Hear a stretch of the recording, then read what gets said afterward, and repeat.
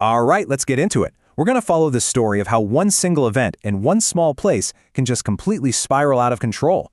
We'll trace the ripple effect from a regional conflict and see how it spreads across the entire globe, hitting everything from the economy to the world's food supply. And it all kicks off in this surprisingly tiny stretch of water. This right here is the Strait of Hormuz. It might not look like much on a map, but this little choke point is one of the most important places on the entire planet for energy.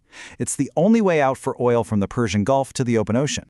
And get this, a full 20%, a fifth of the entire world's petroleum, has to pass right through here, every single day. That is a crazy amount of energy funneling through one little bottleneck. So you gotta ask, right? What happens when this supercritical artery just gets clamped shut? Well, the first ripple isn't a wave of water. It's a shock wave, and it slams right into the global economy, hard. And here's the wild part. You don't even need a full-on military blockade. All you have to do is make the route unusable, with threats or messing with ships or making insurance costs just completely insane. No one's going to risk sending their ships through that. So what does that mean? It means about 20 million barrels of oil per day are suddenly just gone from the market. 20 million. Instantly, financial markets go into a total panic. And you can see the immediate impact right here. Oil prices don't just go up a little bit, they absolutely skyrocket, basically overnight. We're talking a jump from, say, $70 a barrel to well over 100, almost in the blink of an eye. But it's not just what you pay for gas. It's a chain reaction. Suddenly, shipping anything gets way more expensive. That makes everything else more expensive. That's inflation. Then the financial markets get scared and stop lending money. And if you're a country that needs to import energy, your currency's value starts to nosedive. So that's the money ripple. But let's follow the next one, because the damage isn't just financial. It gets physical, and it sticks around for a long, long time. And this is something people don't always think about.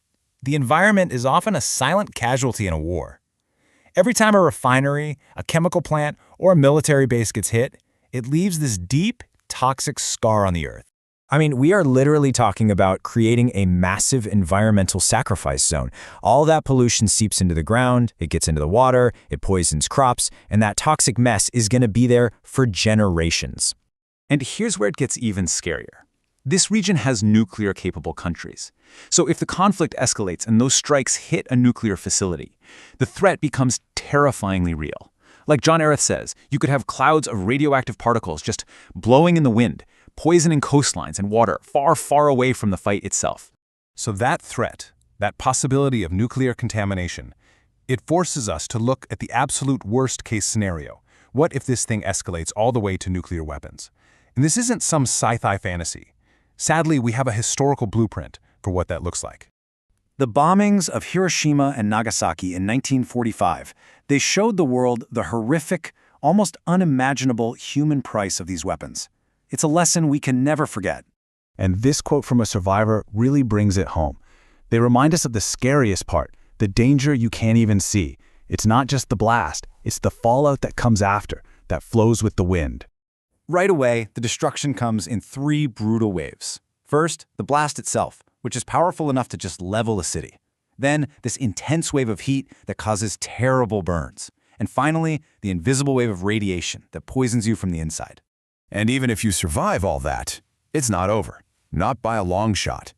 Decades of research on survivors show much higher risks of leukemia, cancers, cataracts, even heart disease. The effects last a lifetime.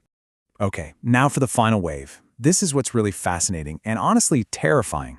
It's how even a limited regional nuclear conflict could create a global catastrophe. This final wave, it's hunger. And the crazy thing is, it's not triggered directly by the bombs, but by what they do to the entire planet. So, here's how it would work. The huge fires from the explosions would throw tons of smoke and soot way up into the atmosphere. That soot would then block out sunlight, causing the whole planet to cool down and completely messing up our normal weather patterns. And that climate chaos would be catastrophic for farming. Just look at this chart. It shows what would happen to rice production. For almost a decade, yields would drop by 10 to 20%. And it would be the same story for other key crops like corn and wheat. And the result of that? The numbers are just staggering. More than 2 billion people. Let that sink in. More than a quarter of the world's population would be at risk of starving. It really makes you think, doesn't it? What if the biggest threat isn't the war itself, but the long, cold shadow it casts across the entire planet?